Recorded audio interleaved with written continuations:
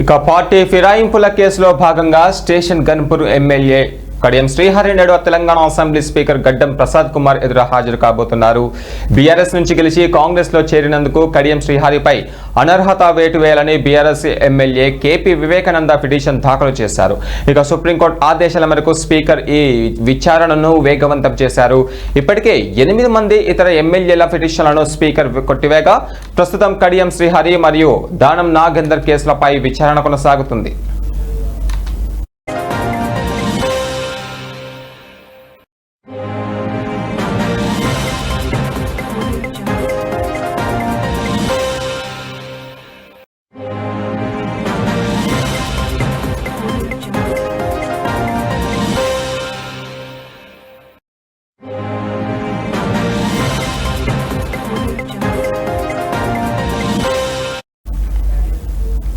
ఈ విచారణ నేపథ్యంలో అసెంబ్లీ పరిసరాల్లో పోలీసులు భారీ బందోబస్తు ఏర్పాటు చేసి ఆంక్షలు విధించారు.